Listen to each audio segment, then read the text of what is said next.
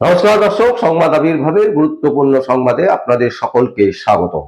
আমরা প্রত্যেক দিনের মতন আজকেও একটি বিশেষ এবং গুরুত্বপূর্ণ সংবাদ আপনাদের সামনে তুলে ধরব। রাজ্যে এই মুহূর্তে মোদী এবং ভারতবর্ষের প্রধানমন্ত্রী নরেন্দ্র মোদী এবং ভারতবর্ষের স্বরাষ্ট্রমন্ত্রী অমিত শাহ, যারা বিজেপির এই মুহূর্তে মাথা সর্বভারতীয়, তারা কিন্তু রাজ্যে বারবার করে আসছেন এবং বারবার করে এসে তীব্র থেকে তীব্র আক্রমণ করছেন তৃণমূল কংগ্রেসকে। প্রধানমন্ত্রী নরেন্দ্র মোদী এবং অমিত শাহ যে মোক্ষম, একেবারে নতুন মোক্ষম চাল দিয়েছেন, সেই চালে কিন্তু লেজে গোবরে তৃণমূল কংগ্রেস। একদিকে অমিত শাহ ধাক্কা মারছেন, একদিকে প্রধানমন্ত্রী নরেন্দ্র মোদী ধাক্কা মারছেন। আমরা কি বলতে চাইছি দর্শক, যে পয়েন্টগুলো খুব গুরুত্বপূর্ণ বিষয়, সেই পয়েন্ট নিয়ে আপনাদের সামনে আলোচনা করছি, যে কেন কোন জায়গাতে মোক্ষম চাল দিচ্ছেন প্রধানমন্ত্রী নরেন্দ্র মোদী এবং অমিত শাহ। সেই বিষয়টা আপনাদের সামনে তুলে ধরবো। কি বলা হচ্ছে যে পূর্বস্থলী, জঙ্গিপুর ও কুশমন্ডি, এই তিন জায়গায়, বর্ধমানের আশেপাশে কাটোয়াতে, এই অঞ্চলে তিন জায়গাতে প্রধানমন্ত্রী নরেন্দ্র মোদী ভাষণ দিয়েছেন, তার র্যালি করেছেন এবং সেখান থেকে তিনি সাধারণ মানুষের জন্য বক্তব্য রেখেছেন। আবার ঠিক উল্টো দিকে শিলিগুড়ি চলে গেছেন, সেখানেও কিন্তু তিনি বক্তব্য রেখেছেন। প্রত্যেকটা জায়গাতে তার যে বক্তব্য, তার সারমর্ম, তার কয়েকটা পয়েন্ট আমরা আপনাদের সামনে তুলে ধরছি। ভয়ের রাজনীতি খতমের গ্যারান্টি। প্রথম যেটা গুরুত্বপূর্ণ বক্তব্য, সেটা হচ্ছে কি, ভয়ের রাজনীতি খতমের গ্যারান্টি।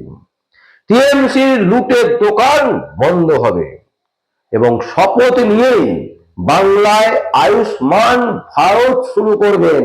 এই আয়ুষ্মান ভারত পশ্চিমবঙ্গে কিন্তু মুখ্যমন্ত্রী মমতা ব্যানার্জি এটাকে বন্ধ করে রেখেছেন, এটাকে চালু করতে দেননি নিজের জেলের জন্য। যেখানে আয়ুষ্মান ভারতে 10 লক্ষ টাকা পর্যন্ত হাসপাতালে বেনিফিট পাওয়া যায়, সেখানে মুখ্যমন্ত্রী মমতা ব্যানার্জি সেই প্রকল্পটাকে একেবারে পশ্চিমবঙ্গে চালু করতে দেয়নি। তাই জেতার পর যদি রাজ্যে বিজেপি সরকার তৈরি করে, তাহলে শপথ নেওয়ার প্রথম দিন থেকে কিন্তু আয়ুষ্মান ভারতের ওপর কাজ শুরু হয়ে যাবে। এরপরে বলছে, দেখুন অমিত শাহ উল্টো দিকে কি বলছেন। অমিত শাহ বলছেন মমতার গুন্ডাদের সাবধান। এবার আবার প্রধানমন্ত্রী নরেন্দ্র মোদী কি বলছে বামেদের 35 বছর দিয়েছেন, তৃণমূল পেয়েছে 15 বছর, 5 বছর মোদীকে দিয়ে দেখুন, একেবারে পাল্টে দেব। অনুপ্রবেশকারীকে খুঁজে একেবারে তল্লাশি করে খুঁজে বের করা হবে এবং বের করে এখান থেকে তাড়ানো হবে। ডবল ইঞ্জিন সরকার যেখানে, সেখানেই উন্নয়ন। তৃণমূল সংবিধানের মর্যাদা দেয়নি। প্রধানমন্ত্রী নরেন্দ্র মোদী তার ভাষণে বারবার করে এই কথাগুলো বলছেন এবং এই কথাগুলো বলার মূল কারণ হচ্ছে, এটা হচ্ছে এক ধরনের চাল, এক ধরনের চাপ সৃষ্টি করা মুখ্যমন্ত্রী মমতা ব্যানার্জি এবং তার দলের ওপর। নাম না করে পার্থ চ্যাটার্জির প্রসঙ্গ তোলেন তিনি। পার্থ চ্যাটার্জি যে 3.5 বছরের ওপর জেল খেটেছেন শিক্ষা ক্ষেত্রে, যে ব্যাপক দুর্নীতি, এবং যে দুর্নীতির জন্য পার্থ চ্যাটার্জি জেল খাটলেন, সেই পার্থ চ্যাটার্জিকেও কিন্তু ঢিল মারলেন প্রধানমন্ত্রী নরেন্দ্র মোদী। বলছে মহিলারা যে ভাতা পান, তার থেকে ডবল ভাতা আমরা দেব। প্রধানমন্ত্রীর স্বঘোষিত একেবারে ঘোষণা স্বমহিমায় তিনি বলছেন, রাজ্যের মহিলাদেরকে যে ভাতা দেওয়া হয়, পশ্চিমবঙ্গ সরকার এখন দিচ্ছে, তার ডবল ভাতা আমরা দেব। সমস্ত ধর্ষণের মামলার ফাইল খুলব। 2011 সাল থেকে এই রাজ্যে অনেক ধর্ষণ কাণ্ড ঘটেছে। বিভিন্ন ধর্ষণ কাণ্ডে আমরা দেখেছি যে চাপা পড়ে গেছে, তদন্ত এগোয়নি। কামদুনি থেকে আরজিকর এবং আরজিকর থেকে দুর্গাপুর, প্রতিটা ক্ষেত্রে আমরা দেখেছি যে কিভাবে ধামাচাপা দেওয়া হচ্ছে। আরজিকর কাণ্ড, সেই কাণ্ডে আমরা দেখলাম ভারতবর্ষ তথা সারা পৃথিবীতে তোলপাড়, অথচ পশ্চিমবঙ্গের মুখ্যমন্ত্রী মমতা ব্যানার্জি তিনি চুপ। তিনি পারলেন না তদন্ত করিয়ে সেই তদন্তের আসল দোষীদেরকে বের করতে। এই সমস্ত যে ফাইলগুলো আছে এই ফাইলগুলো খুলবেন। বিজেপি দাবি করছেন, প্রধানমন্ত্রী দাবি করছেন যে সমস্ত ধর্ষণের মামলার ফাইল খুলব। সিন্ডিকেট মানে তৃণমূল, তৃণমূল মানেই সিন্ডিকেট। একদম সঠিক কথা বলেছেন প্রধানমন্ত্রী নরেন্দ্র মোদী। পশ্চিমবঙ্গের বিভিন্ন প্রান্তে যদি আপনি একটা জমি কিনে ফ্ল্যাট করতে যান, চলে আসবে সিন্ডিকেট রাজ। কেউ বলবে আমার থেকে ইট কিনুন, কেউ বলবে আমার থেকে বালি, কেউ বা বলবে সিমেন্ট, কেউ বা বলবে স্টোন চিপ। তাদের থেকেই কিনতে হবে, আর না কিনলে আপনার কাজ বন্ধ করে রেখে দেবে দিনের পর দিন। হুমকি দেবে আপনাকে। বিজনেসম্যান থেকে শুরু করে চাকরিজীবীরা প্রত্যেকের কাছে একটা হুমকির সুর চলে আসে এই তৃণমূল কংগ্রেসের সিন্ডিকেট বাহিনীর কাছ থেকে। প্রধানমন্ত্রী নরেন্দ্র মোদী এই সিন্ডিকেট রাজ সম্পর্কে অবহিত। তিনি জেনেছেন, তিনি বুঝতে পারছেন পশ্চিমবঙ্গের ভয়ঙ্কর যে পরিস্থিতি, সেই পরিস্থিতির কোন জায়গায় চলে গেছে, যেখানে কোনো নিয়ন্ত্রণ নেই, যেখানে নিয়ন্ত্রণ ছাড়া হয়ে গেছে। মানুষ মানুষকে ছিঁড়ে খাওয়ার মতন পরিস্থিতি চলে এসছে।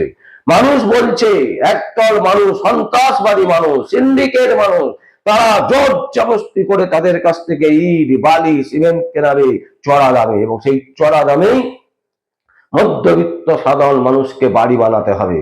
এই যে ব্যাপক সিন্ডিকেট রাজ, এই সিন্ডিকেট রাজকে খতম করবেন বলে দাবি করেছেন প্রধানমন্ত্রী নরেন্দ্র মোদী। তাই দর্শক, এই যে গুরুত্বপূর্ণ যে পয়েন্ট, এই পয়েন্টের উপরেই দাঁড়িয়ে আছে কিন্তু মোক্ষম চাল।